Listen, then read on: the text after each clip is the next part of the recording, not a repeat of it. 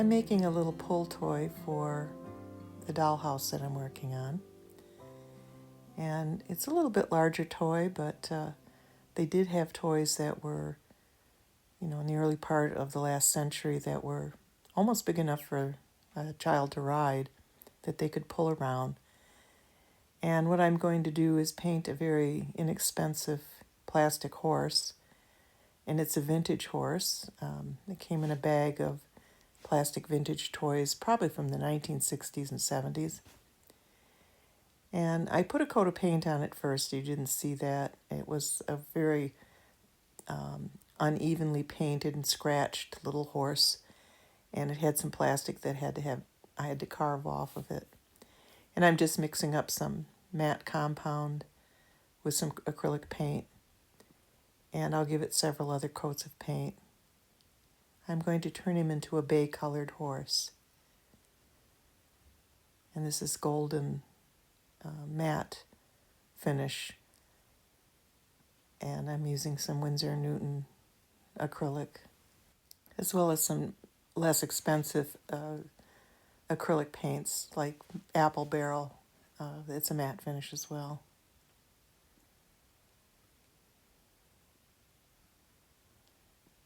And this is the second coat of paint.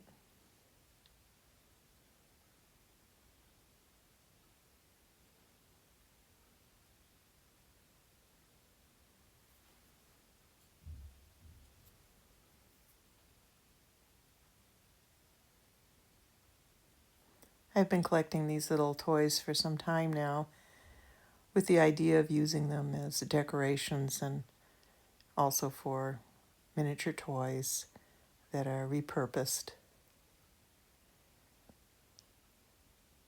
And this was the only horse in the package that was standing with all four hoofs on the surface that I put it on, and it could actually stand up, so that was the main reason why I used him.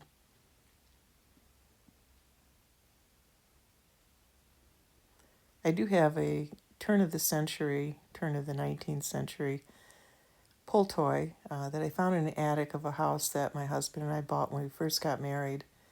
And it was a very old house. It was built in the 1880s. And they found quite a few toys actually in the attic, as well as a quilt and a corn husk bed, a mattress that was stuffed with corn husks. And the pull toy is a wooden platform with a horse that looks like it was basically made out of wood and then covered with chalk or some kind of, maybe it was something else, but I think it was chalk. And I still have him. And he's missing an eye and most of his flocking and his tail, but he still has a little bit of a mane left, and it has the wheels, which are very small actually on the toy. It's about, I would say, maybe 10 inches in length and, I don't know, 8 inches high, something like that. I'll show him sometime.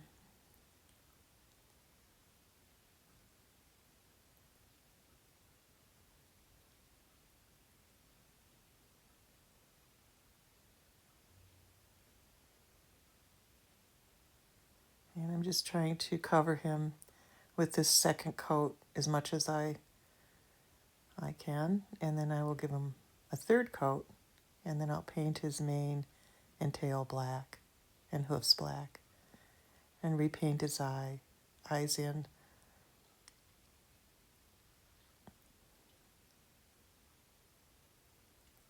And this paint dries pretty fast, so there's not a long wait time.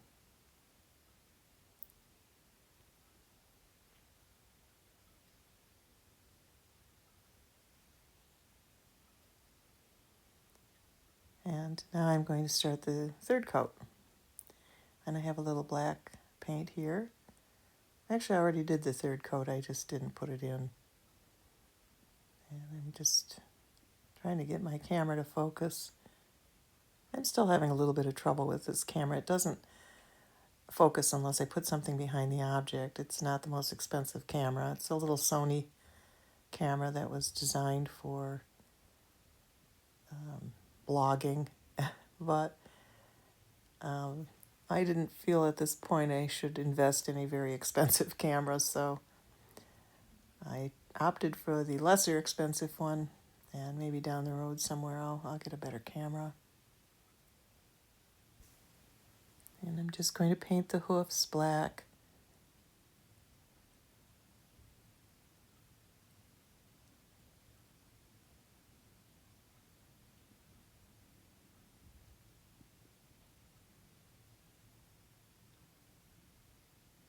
Please focus. There it goes.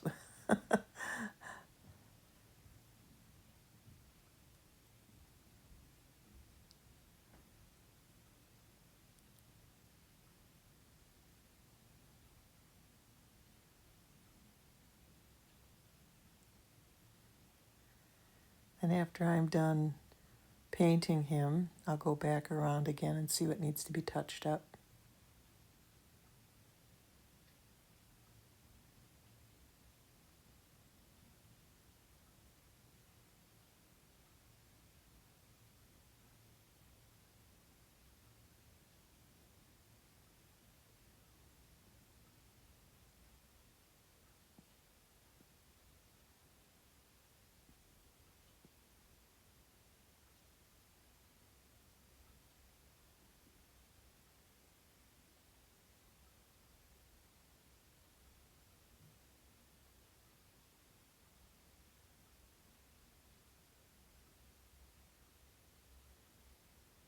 And I'm just putting his nostrils in, and now I'm doing his mane again.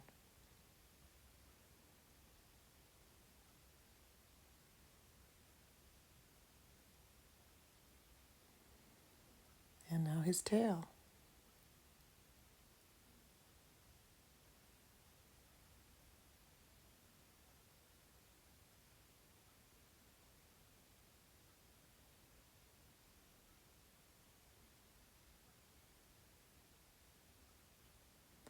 I did one of these toys before with a little deer, and the deer pull toy is much smaller.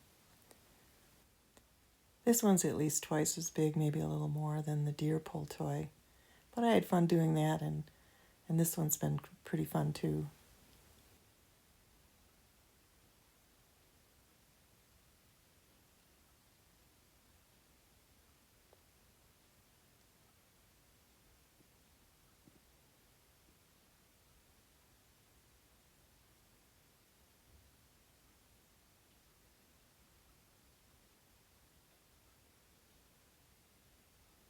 Now he's starting to look like a real bay horse.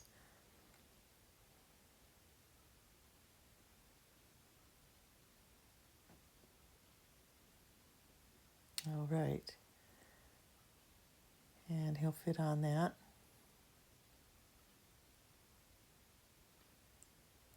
And then I'll paint the base. I decided to use this bright red by Golden. I think that will look nice. I'm going to just put a drop of another color in there at some point. Yeah, they just to darken it slightly.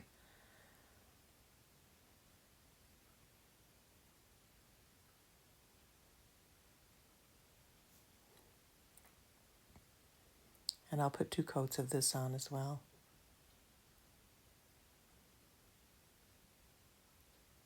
I'm still using matte paint on this little piece of balsa wood.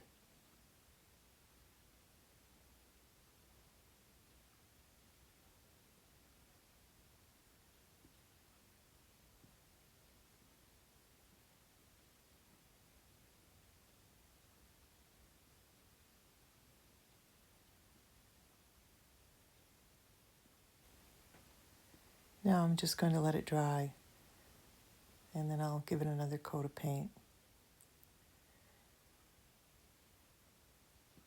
All right, I had 2 coats of paint. I didn't show what I did.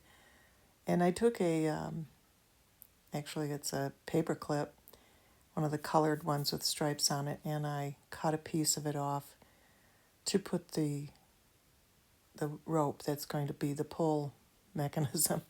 And I'm just boring a couple of little holes in.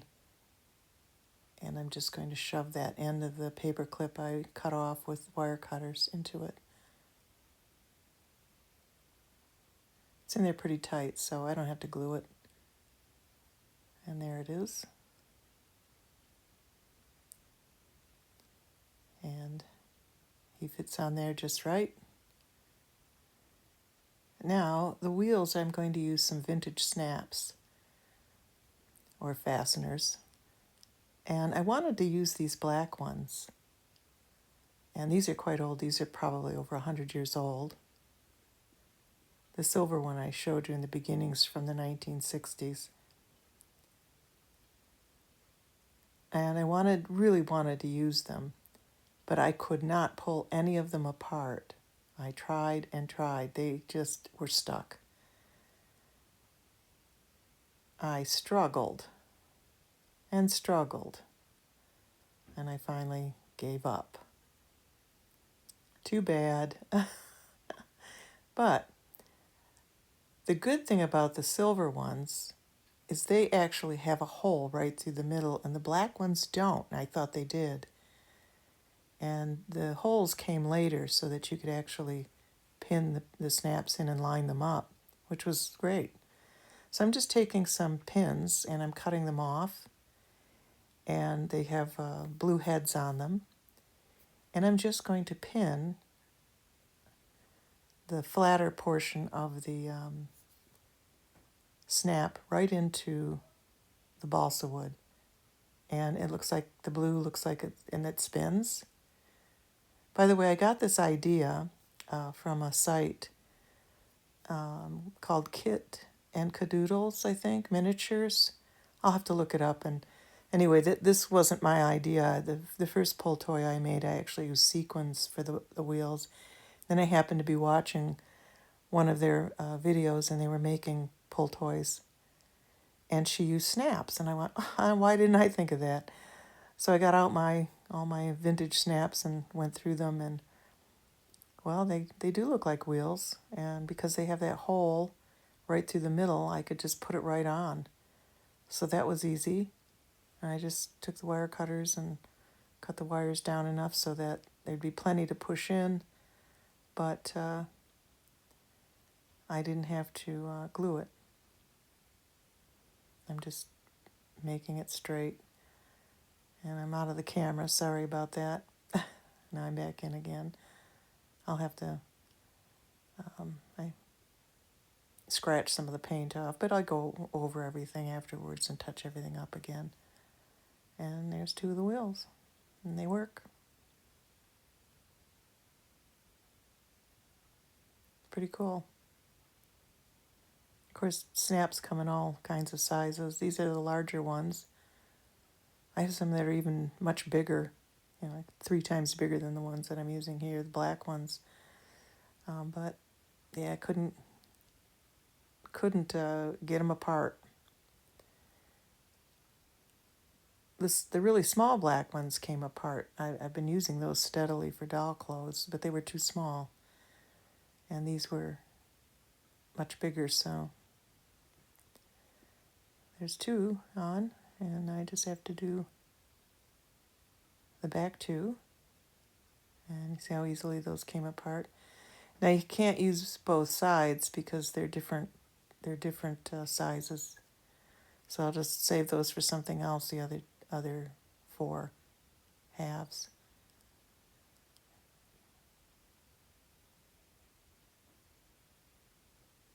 I also save these little needle points that I cut off. I use them later on to hold things together. I have a little magnetic tray that catches any little metal bits and pieces, and so they're there in a bowl, a magnetic bowl for screws and nails and that sort of thing. And I need one more. And I'm just using the same exact pins.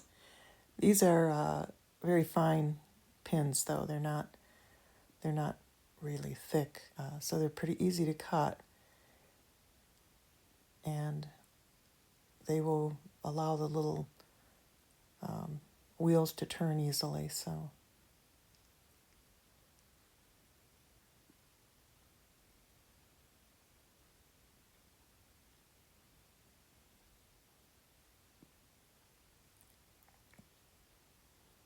And the nice thing is these pins come in all kinds of colors, so I have blue and red and green and white, but I like the blue ones. I thought they would look best.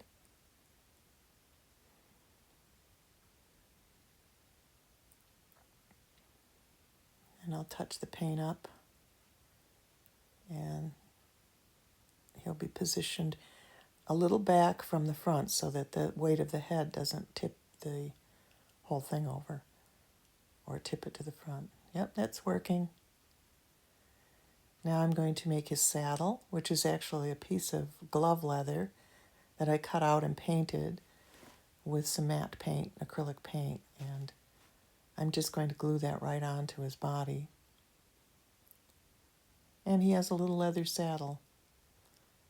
Well, it's sort of a saddle. And I glued it on with super glue. That's the leather I used. I have been using some of my old gloves, work gloves. Live on a farm, and I wear gloves out rather quickly, so I don't throw them away. I save them for projects, and I wear the fingers out really fast.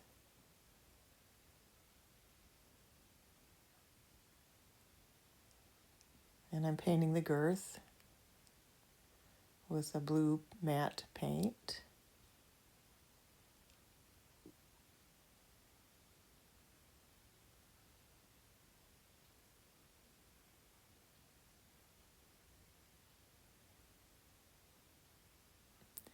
I'm making the girth a little wider. Of course, I've never seen a green saddle like that. And the English style saddles have a lot more to them than just this little mat that you put on. But it's a toy, so. I grew up with horses. I've been riding since I've been 8 years old. And so I'm familiar with the tack that goes with them. I'm painting a bright red bridle on him.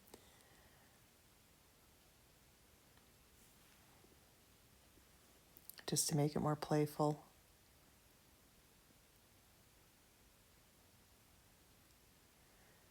And there won't be any reins. It'll just be painted on bridle. And I'll go around and touch that up too. Make sure I have it look nice and straight and even.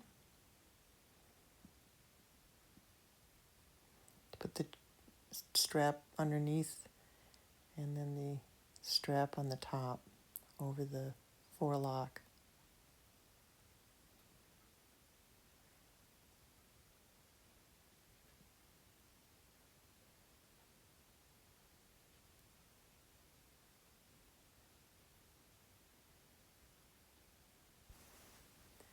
I'm going to do a little bit more work on the girth under the saddle. It holds the saddle on. And I have a white marker that I'm going to use just to outline it. Just a little bit. It's a permanent marker. Now, it's not in focus, but you can tell what I'm doing. There, I smeared it, but I'll go back and I'll touch that up. Not to worry. So I'll just mix up a little more paint and go around, and any little smears or whatever, I'll get rid of them.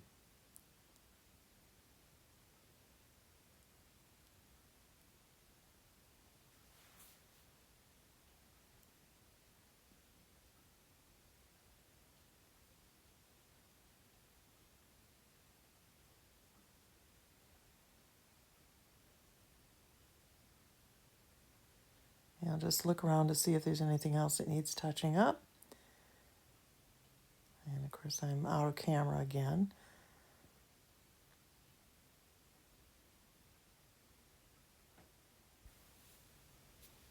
And I'm just looking for a little more paint here. And I'm going to retouch his eye that was smeared. Now he's done, except for he needs a little embellishment on his bridle. So I'm going to pick through these jewels and try to find two of the sort of star ones and put a couple of those on the side where the strap over his forelock meets the side of the bridle, and just glue it on with super glue, those little stars.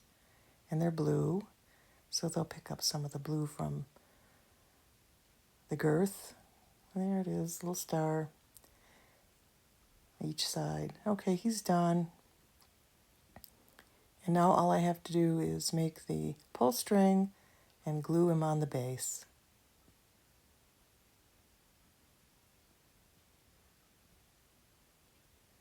And again, I'm just using the Ultra Control Loctite super glue to do that. And I'm just going to position him right in the center toward the back so that his head is a little bit over the front part so he won't tip over. And there he is. And now I just have to put a pull string on, which is just going to be a brown piece of nylon cord that I'll knot and glue and then cut off the remaining piece. And he's working. Yay, there's the pull cord. Just an easy knot. And I glued the knot together so it wouldn't come apart. By the way, that's the table I just finished. But he shows up against the table pretty well. So the saddle's almost the same color as the table, but not quite. So that was a fun little project for me. And there's his little boy. And I just made his clothes, finished them, put his buttons on. And he has the little pull cord in his hand. He'll be in the dollhouse.